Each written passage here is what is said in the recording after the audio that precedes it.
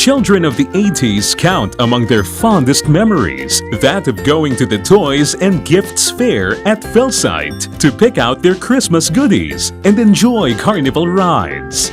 Indeed, the massive concrete structure at the CCP complex along Rojas Boulevard was a veritable haven for every wide-eyed child in the metropolis, that families made it their destination of choice for surefire holiday cheer. Originally meant to carry trade exhibits such as book fairs, beverage shows, heavy machinery, automobiles, and construction shows, the building took on a different atmosphere with massive crowds during the Yuletide season. But unlike the itinerant country fairs that popped up for a week or two during a district or town fiesta, it was meant to become the go-to place for weekdays and weekends. Fred J. Elizalde, whose wife had just born him a daughter, wanted something that young Filipino children would enjoy, and he wanted it to be affordable to the general public.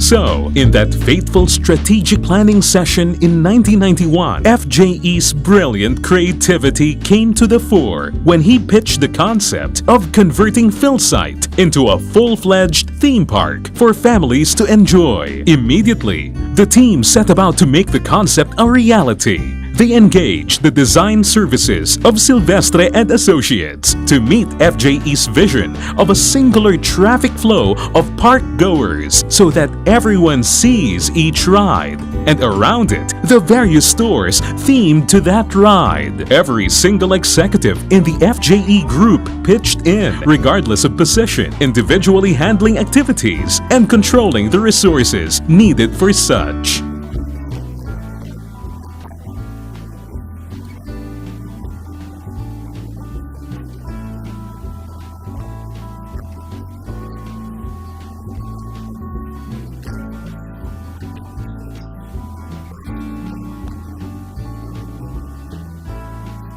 Facilities were constructed in record time throughout the 3.4-hectare complex, and concessionaires did their share.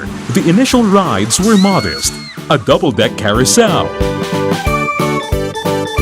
a kiddie coaster, bumper cars, and bumper boats. By popular vote, the phrase Star City won over other suggested names. And finally, the park opened.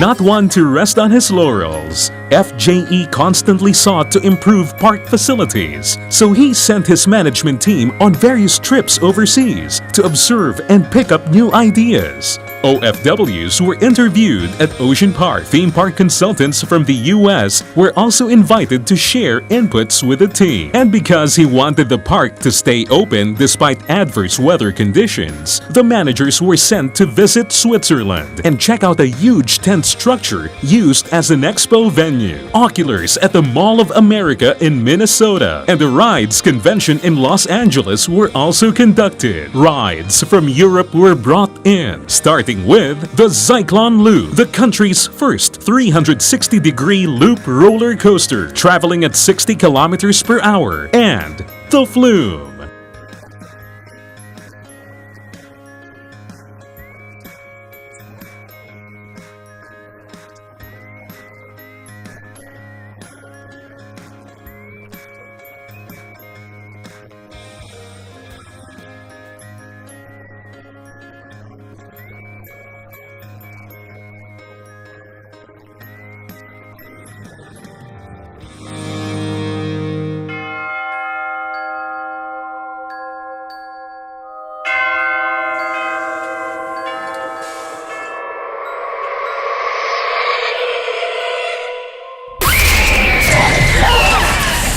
bringing the fear factor concept forward.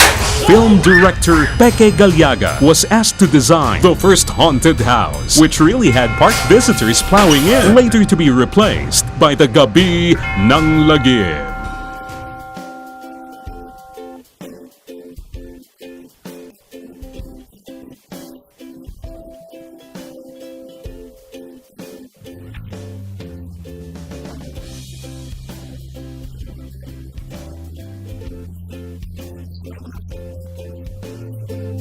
Animatronic specialists from De La Salle University were brought in to help set up the robotics displays, which eventually became the stellar attraction in what was premised as a volcanic island in the South Pacific with extinct and mysterious life forms.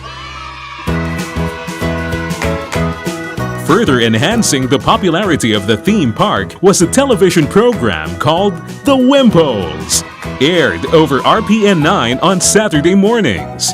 Based on a tour the world in one spot concept, park attractions were eventually grouped into 4 clusters: South America, Asia, United States, and Europe. But things were not always rosy for the park. In 1995, it was hit by fire. It took practically an entire year to rebuild the recreation complex. A smaller fire also did slight damage 4 years later. But the park eventually bounced back, much better than before.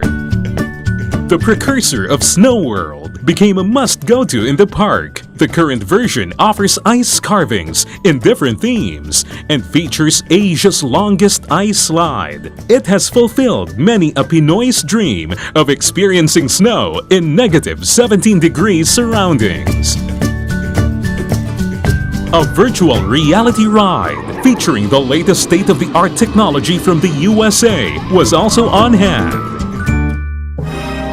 In 2001, FJE was inspired to build a world-class theater, the Star Theater, envisioned to be the home of Lisa Maguha Elizalde's Ballet Manila and a regular venue for events co-organized with Manila Broadcasting Company, appealing to the mass audience. Star City's core market, FJE had correctly realized that the construction of theaters would allow Star City to offer to the public what other amusement venues did not: world-class entertainment acts.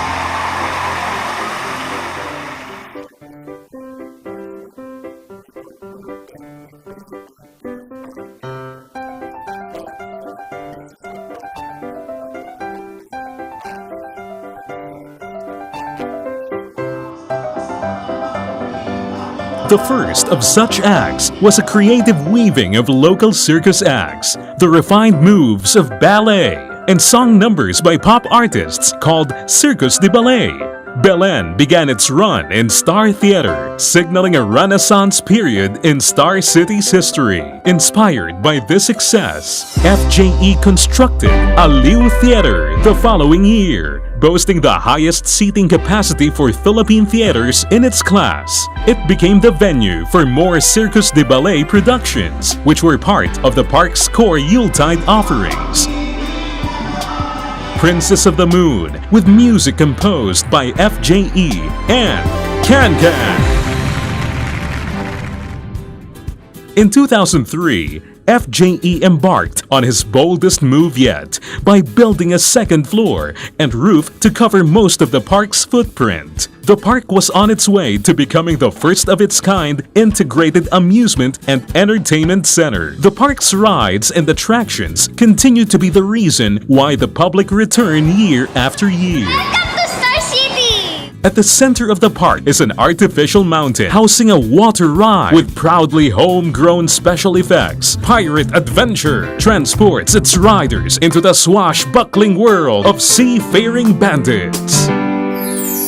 Indoor and outdoor rides for children and adults to savor incessant thrills remain the most popular among park visitors, particularly Star Flyer, Surf Dance, and Star Frisbee. Jungle Splash, Viking, Telecombat, and Wacky Worm are also perennial favorites. All these are subjected to stringent annual inspection checks by a qualified ride inspector accredited by the Amusement Ride Certification Body for the state of California, USA. I've been working here at Star City close to 20 years, finding them rides, training their people, and telling them which rides are safe, having them make the rides safer by recommendations in Star City's. Star City now hosts the tallest Ferris wheel in the country and features an adventure zone that is perfect for team-building activities. These days, there's also a tag arena called Laser Blaster, with the newest attraction, Star Dome, providing a unique adventure amid holographic imaging. The shopping stalls, while having been whittled down from the 300 or so merchants in the original toys and gifts fair, continue to offer a wider array of low-cost merchandise from which to choose at the Hong Kong Center Strip. And to satisfy the palate, there is a gamut of food stalls with gustatory delights that are easy on the pocket. A party place on the second floor is likewise available for those celebrating special occasions. The park continued to innovate by holding band concerts and special events for holiday themes like Halloween. The pitch became such a hit that even shopping malls eventually adopted the concept of providing live entertainment to regular habitués. The transfer of Manila Broadcasting Company from Legazpi Village to the CCP complex also allowed greater synergy among members of the FJE group of companies. This has led to the confluence of ideas in implementing special events and programming activities. Today, 25 years since it first opened, Star City is proud to bill itself as the country's biggest air-conditioned, all-weather theme park, built with more rides and attractions for all age groups. Kids, bigger kids, and teenagers, family, moderate thrill, and extreme for people of all walks of life. Star City has earned a rightful place in Philippine pop culture. Amid the laughter and the screams, the happiness, and the thrills, there lies the commitment of Star City to provide the public access to a world-class recreational complex where they can derive maximum enjoyment from a stimulating array of indoor and outdoor attractions again and again. Fully assured of their safety, to banner the best of Filipino artistry on stage at prices the general public can afford, and to allow fun-loving Filipino families to pick up memorable experiences that they will cherish in years to come.